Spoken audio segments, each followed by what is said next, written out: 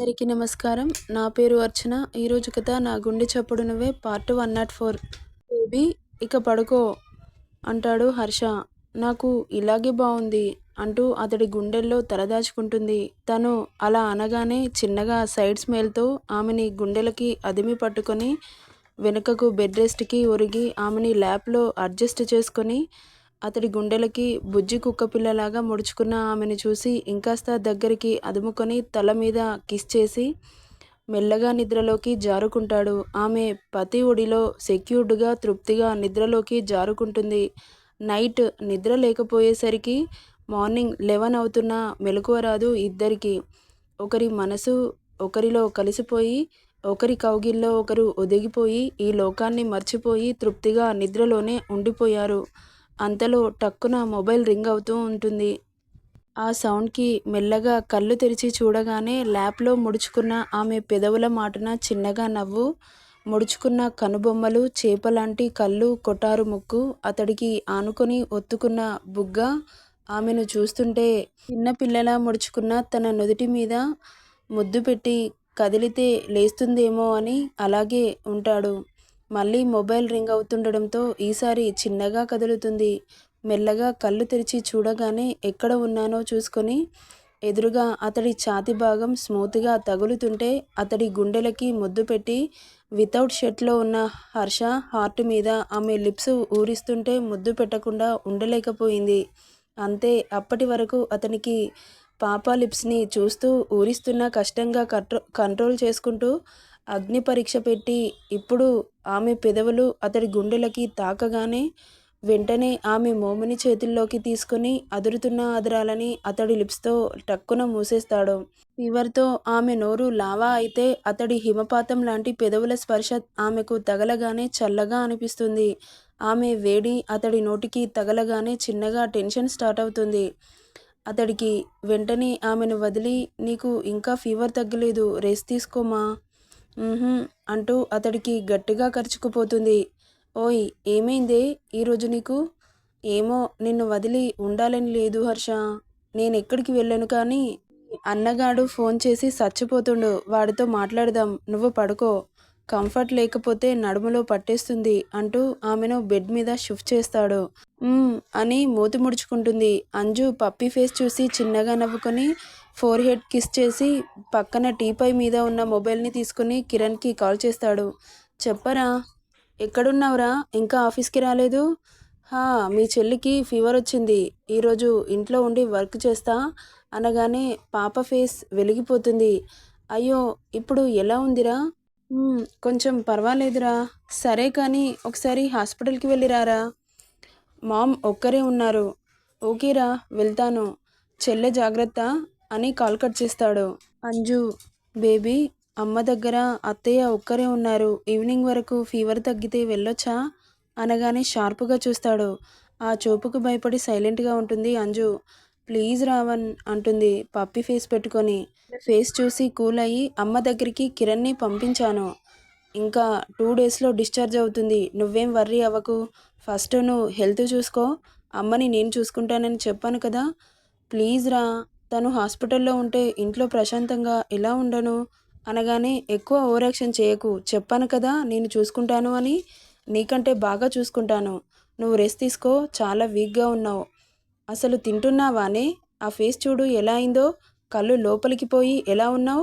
ఒకసారి మిర్రర్లో చూసుకో అనగానే మూతి ముడుచుకుంటుంది అంజు. నాకు బీపీ పెంచకంజు.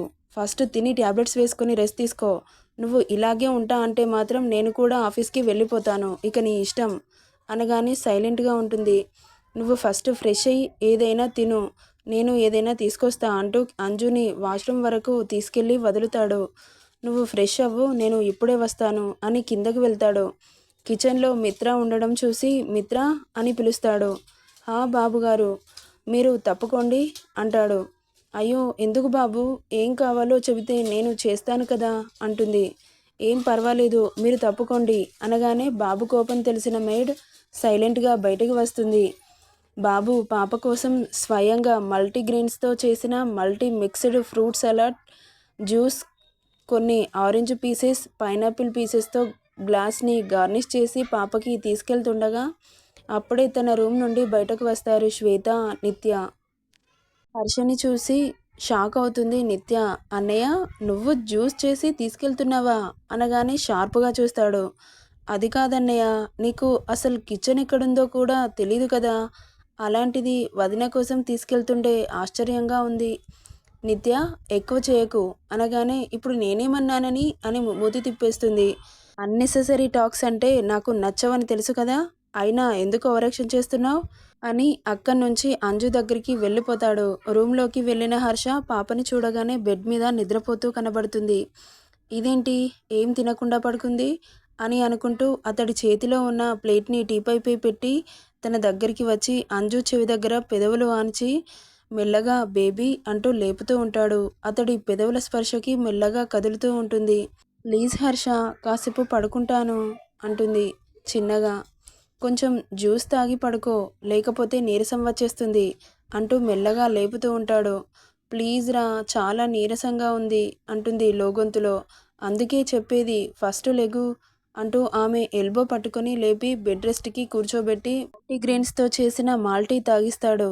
బలవంతంగా తాగుతుంది. కాసేపటికి ట్యాబ్లెట్ వేసి జ్యూస్ చేతిలోకి తీసుకోగానే అమ్మో, నాకైతే అసలే వద్దు కానీ నా దగ్గర వద్దు కాదు అన్న వర్డ్స్ యూజ్ చేయకూడదు అని చెప్పా కదా, నువ్వు ఏమైనా అను బాబు, నాకైతే అస్సలు తాగాలనిపించడం లేదు అని ఫేస్ని వికారంగా పెడుతుంది. నువ్వు ఇంత నీరసంగా ఉంటే అమ్మ దగ్గరికి ఎలా వెళ్తావు? ఇప్పుడే మాల్టీ తాగాను కదా, కాస్త ఎనర్జీ వచ్చింది. ఈరోజు రెస్ట్ తీసుకుంటే తగ్గిపోతుంది. మార్నింగ్ వెళ్తాను అంటుంది డీసెంట్గా. అబ్బో, ఒంట్లో ఎనర్జీ లేదు కానీ హాస్పిటల్కి వెళ్తుందంట చూడు అనగానే రోషంగా, నువ్వు మరీ అంత వెటకారంగా అనాల్సిన అవసరం లేదు, నాకు ఫుల్ ఎనర్జీ ఉంది చూడు అని హ్యాండ్ మజిల్ చూపిస్తుంది హర్షకి. హర్ష ఆమె మజిల్ని పట్టుకొని చూస్తూ, బాబోయ్, నీకు నాకంటే ఎక్కువ బలం ఉందే, సరే అయితే మనిద్దరం ఒక గేమ్ ఆడదామా అంటాడు. బాబు, నాకు నీరసంగా ఉంది, నేను పడుకుంటాను అంటుంది. మరి ఇప్పటి వరకు ఏంటి, ఓ పెద్ద నీ కండలను చూపించావు, మరి నాతో ఆడటానికి ఎందుకు వెనకడుగు వేస్తున్నావు? నాకు చాలా బలం ఉంది కానీ ఇప్పుడు కాదు, ఫీవర్ తగ్గాక అంటుంది. నేను కూడా అందుకే ఈ జ్యూస్ని తాగమని చెబుతున్నాను, ఫీవర్ తగ్గాక నాతో గెలవాలి కదా అనగానే ఫేస్ని ఒక రకంగా పెట్టి తప్పదా అన్నట్లు చూస్తూ ఉంటుంది. తప్పదు, తాగాల్సిందే అని తనకి ఏదో ఒకటి చెప్పుకుంటూ మెల్లగా తాగిస్తూ ఉంటాడు. అబ్బా, ఇక చాలు హర్ష, ఇక లాస్ట్ వన్ అని మొత్తం తాగించి తన లిప్స్కి అంటిన జ్యూస్ని వేలితో తుడిచి తను కూడా ఫ్రెష్ అవ్వడానికి వాష్రూమ్కి వెళ్ళిపోతాడు. అంజు సింధుజకి కాల్ చేసి, అత్తయ్య ఏం చేస్తున్నారు? ఏం లేదమ్మా, నీకు ఎలా ఉంది, ఫీవర్ వచ్చిందంట?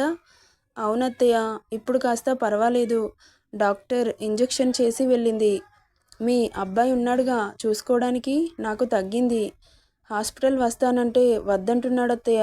ఫీవర్ పెట్టుకొని హాస్పిటల్కి ఎందుకు తల్లి, అమ్మని చూసుకోవడానికి నేనున్నా కదా, అమ్మని ఇంకో 2 రోజుల్లో డిశ్చార్జ్ చేస్తారు. ఇప్పుడు ఎలా ఉంది అమ్మకి? బాగుందంజు, మాట్లాడుతుందా అత్తయ్య? మాట్లాడుతుంది. 1 వీక్ హాస్పిటల్లో ఉంచమన్నారు కానీ హర్ష అమ్మ కోసం స్పెషల్గా కేర్ టేకర్ని అపాయింట్ చేశాడు. ఇక ఇంట్లో ఉన్న హాస్పిటల్ ఒక్కటే కదా అని డాక్టర్ అడ్వైస్ తీసుకొని ఇంకా 2 డేస్ అబ్జర్వేషన్లో ఉంచి ఇంటికి డిశ్చార్జ్ చేస్తామని చెప్పారు అనగానే, ఓ, ఇదంతా నా కోసమేనా, అమ్మని చూడకుండా ఉండలేను అని కేర్ టేకర్ని పెట్టి ఇంటికి డిశ్చార్జ్ చేయిస్తున్నాడు అనుకుంటూ ఉండగా, ఏమైంది అంజు అంటుంది సింధుజ. ఏం లేదత్తయ్య. సరే జాగ్రత్త.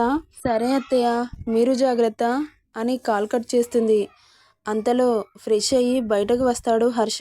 అతడి గురించి ఆలోచిస్తూ చెమ్మ చేరిన కళ్ళతో కృతజ్ఞతగా అతనిని చూస్తూ ఉంటుంది. బెడ్ మీద ఉన్న పాపని చూసి, ఏంటి అలా చూస్తున్నావు, మళ్ళీ ఆ డ్యామ్ ఎందుకు ఆన్ చేసావు అనగానే, నీ రుణం ఎలా తీర్చుకోవాలి అంటుంది. ఆ మాటకు చిన్నగా నవ్వి టవల్తో ఉన్న బాబు అలాగే ఆమె దగ్గరికి వచ్చి, ఎలా తీర్చుకుంటావు పాపా? ఏమో హర్ష, ఈ జన్మలో నీ రుణం తీర్చుకోలేనేమో అనిపిస్తుంది. ఎందుకు తీర్చుకోలేవే, తీర్చుకుంటావు, ఈ జన్మలోనే తీర్చుకుంటావు, చాలా తొందరలోనే తీర్చుకుంటావు అనగానే వియర్డ్గా చూస్తుంది. ఎలా అంటుంది. ఎలా అంటే అది చెప్పేది కాదు, చేసేది. ఆ టైం వచ్చినప్పుడు నీకే అర్థమవుతుంది అనగానే హర్ష మాటలకి పాపకి ఏం అర్థం కావట్లేదు. అయోమయంగా చూస్తూ ఉంటుంది. నాకేం అర్థం కావట్లేదు బాబు. చెప్పాను కదా టైం వచ్చినప్పుడు నీకే అర్థమవుతుంది అని. ఎప్పుడు వస్తుంది? వచ్చినప్పుడు. అదే ఎప్పుడు అంటున్నా. ఎప్పుడు అంటే అంటూ కళ్ళలోకి సూటిగా చూస్తూ ఆమె నుదురుకు అతని నుదురు తాకిస్తూ నిన్ను నువ్వు నాకు కంప్లీట్గా అర్పించినప్పుడు అంటాడు. అలా అనగానే గుడ్లు పెద్దవి చేసి చూసి అతడి మాటలకి సిగ్గుతో ఫేస్ అంతా ఎర్రగా మారిపోతుంది. నువ్వలా ఫేస్ అంతా బీట్రూట్లా చేసుకుంటే చూడటం కష్టం బేబీ అనగానే తల తిప్పేస్తుంది. తిప్పిన ఫేస్ని తన వైపుకు అనుకొని ఎర్రగా మారిన బుగ్గల మీద ముద్దు పెట్టి కాసేపు రెస్ట్ తీసుకో, నాకు చాలా వర్క్ ఉంది, ఓకే అంటాడు. ఓకే అని తల ఊపుతుంది. హర్ష వార్డ్రోబ్ ఓపెన్ చేసి డ్రెస్ తీసుకుంటుండగా నువ్వు తిన్నావా అంటుంది. ఆ మాటకి తల తిప్పి అంజుని చూసి cream colour T shirt, blue night track pant వేసుకుంటూ నువ్వు తినిపించావా అంటాడు కార్నర్ లుక్తో. అంటే ఇప్పటి వరకు తినలేదా? లేదు. సరే అయితే ఏమైనా చేసి తీసుకొస్తాను అంటూ బెడ్ దిగుతుండగా హలో పాప, ఎక్కడికి వెళ్తున్నావు? నీకు తినడానికి ఏదైనా తీసుకొస్తాను. కొంచెం ఓవర్ అయినట్టు లేదు? దేనికి? అలా ఇన్నోసెంట్గా అడగకే. ఇప్పుడు నేను ఏమన్నానని? అదిగో మళ్ళీ. నీకు ఒంట్లో బాగోలేదు కదా, వెళ్ళి ఎలా వంట చేస్తావు? మరి నువ్వు తినలేదు కదా, ఇంట్లో మేడ్స్ ఉన్నారు కదా, కొంచెం బ్రెయిన్ని వాడు. నీకు వాళ్ళు చేస్తే నచ్చదు కదా. ఇప్పుడు నీ హెల్త్ బాగాలేదు కదా. ఏం పర్వాలేదు, నాకు ఫీవర్ తగ్గిపోయింది. నాకు నా హెల్త్ కంటే నువ్వే ఇంపార్టెంట్ అంటూ బెడ్ దిగుతుండగా కాస్త కళ్ళు తిరిగినట్లు అయి పడుతుండగా పట్టుకుంటాడు. ఓయ్ మెంటల్, వద్దని చెప్పాను కదా, ఎందుకే నా టెంపర్ లేచే పనులు చేస్తావు? ఎక్కువ చేయకుండా నోరు మూసుకొని పడుకో. నాకు తెలియదా తినాలని? నేను ఏమైనా చిన్నపిల్లాడినా అనగానే పతి కౌగిట్లో ఉన్న సతీ అతడి బుగ్గ మీద చేపెట్టి అతడి కళ్ళలోకి సూటిగా చూస్తూ నువ్వు నాకు ఎప్పుడు చిన్నపిల్లాడివే, నీ బాగోగులు చూసే బాధ్యత నాది అంటుంది చాలా ఇంటెన్స్డ్గా. అలా అంటున్న పాపని గట్టిగా హత్తుకుంటాడు. పిచ్చి, నీ ఆలోచనలో ఎప్పుడు నేనుండాలి అన్నాను కదా అని నీ హెల్త్ని చూసుకోకుండా నా కోసం ఆలోచించడం ఏం బాలేదు. ఇలాంటి సిచ్యువేషన్లో only your health is important అనగానే ఎలాంటి సిచ్యువేషన్లోనైనా నాకంటే ముందు నీ గురించే ఆలోచిస్తాను అంటున్న అంజు మాటలకి హర్షకి చాలా హ్యాపీగా ఉంటుంది. ఆమె ఫోర్ హెడ్ కిస్ పెట్టి పడుకో, నేను తింటాను కానీ అని ఆమెను బెడ్ మీద పడుకోబెడుతుండగా డోర్ నాక్ అవుతుంది. ఆమెని పడుకోబెట్టి డోర్ ఓపెన్ చేస్తాడు. మేడ్ వచ్చి హర్షకి ఫుడ్ ఇచ్చి వెళ్ళిపోతుంది. ఆ ప్లేట్ని తీసుకొని డోర్ క్లోజ్ చేస్తాడు. ఇదిగో తీసుకొచ్చింది, ఓకేనా? తింటున్నాను, ఇక నువ్వు ప్రశాంతంగా పడుకో, నాకు ఫుల్ వర్క్ ఉంది అని ఫాస్ట్గా తినేసి వర్క్లో మునిగిపోతాడు. అంజు అతడిని చూస్తూ ఉంటుంది. హర్ష వర్క్లో బిజీ అయిపోతాడు. కన్నార్పకుండా అతడిని చూస్తూ ఉంటుంది. ఆమె చూపులు బాబు వీపుకి తగిలాయో ఏమో. పడుకో బేబీ, మళ్ళీ టైర్డ్ అవుతావు అంటాడు ల్యాపీలో వర్క్ చేసుకుంటూ. ఇదేంటి వెనుకకు చూడకుండానే ఎలా చెబుతున్నాడు?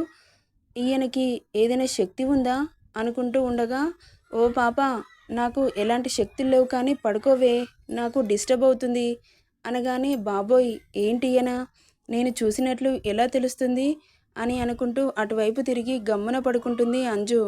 హర్ష సైడ్ స్మెల్తో ఇక ఫుల్గా వర్క్లో నిమగ్నమైపోతాడు. నెక్స్ట్ ఏం జరుగుతుందో నెక్స్ట్ పార్ట్లో చూద్దాం. ఈ స్టోరీ ఎలా ఉందో కామెంట్ చేయండి. నచ్చితే లైక్ చేయండి, షేర్ చేయండి, సబ్స్క్రైబ్ చేసుకోండి friends. Thank you for listening.